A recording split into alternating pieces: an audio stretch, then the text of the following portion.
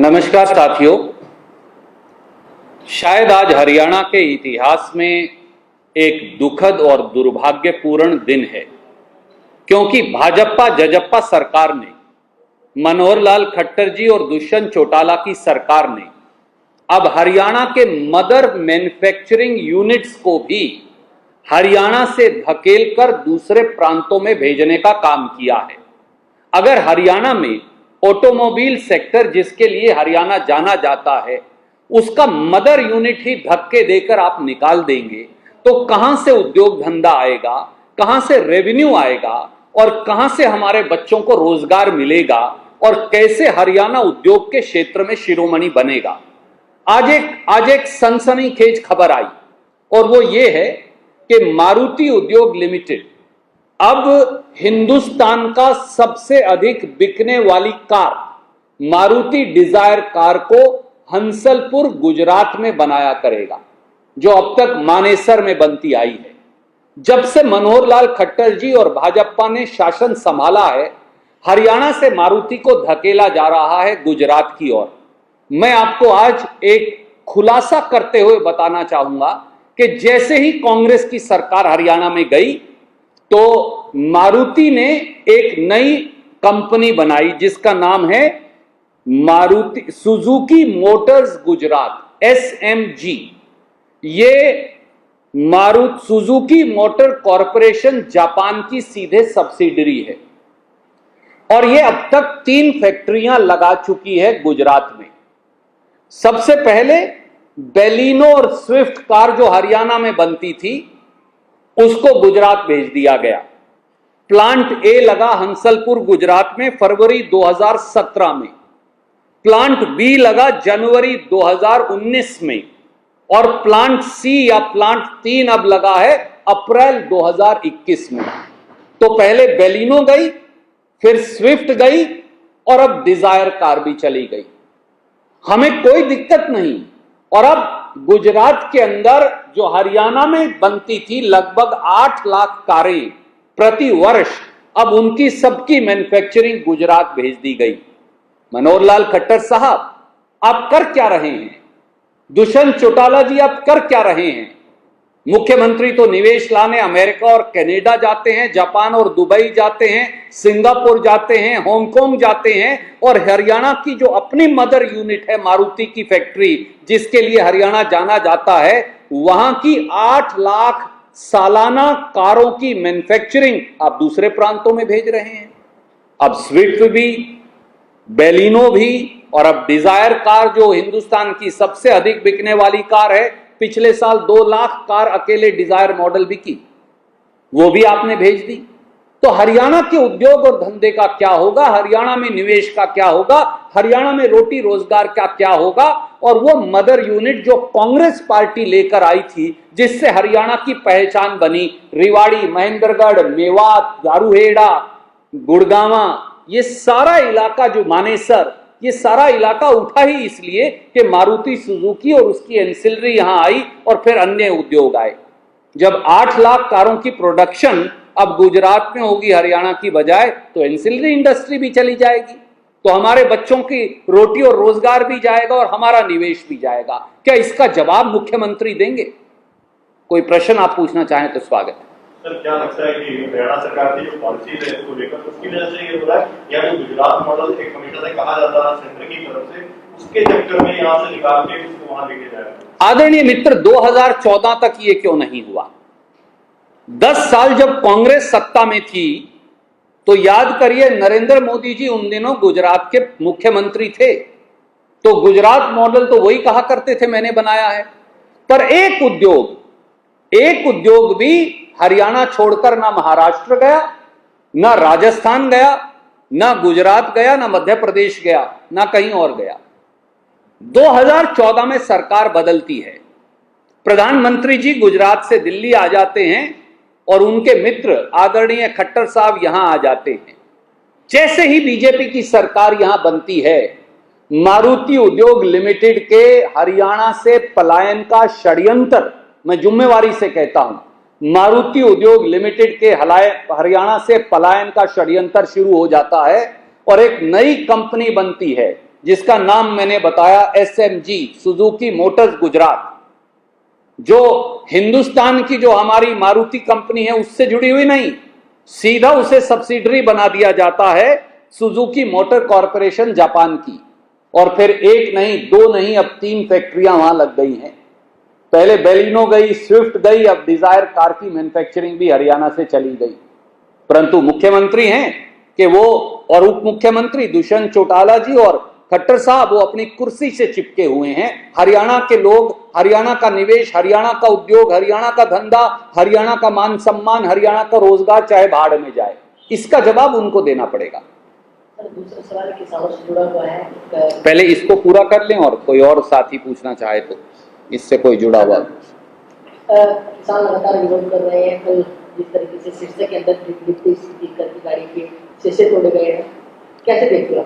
देखिए, कांग्रेस पार्टी ने बार बार कहा है, मैं फिर दोहराता हूं, हिंसा किसी चीज का सॉल्यूशन नहीं।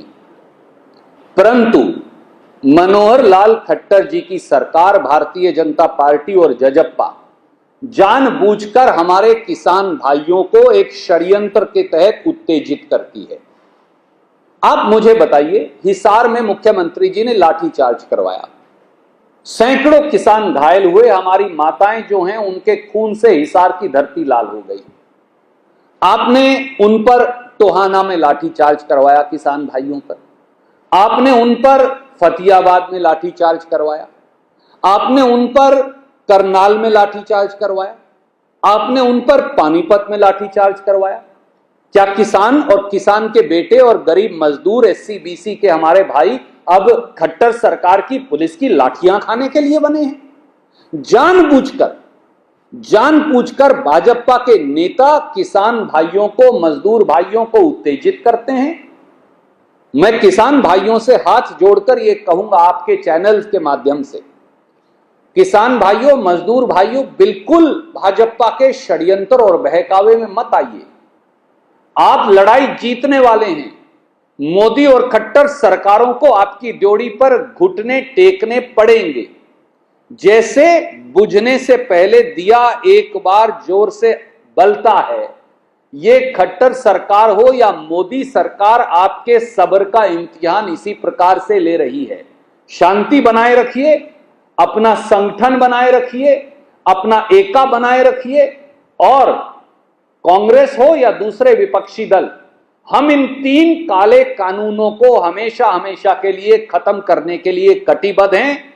राहुल गांधी जी ने कहा है, जिस दिन कांग्रेस की सरकार देश में आएगी, पहला निर्णय हमारा होगा, इन 3 काले कानूनों को हम कानून की किताब से खत्म कर देंगे।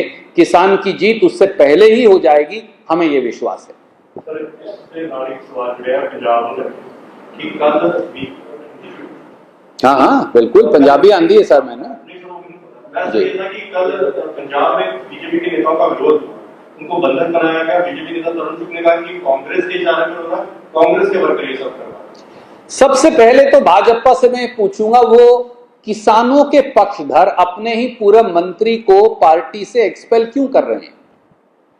क्या भारतीय जनता पार्टी में किसान के, मजदूर के, गरीब के हक में आवाज बोलना या आवाज उठाना पाप है?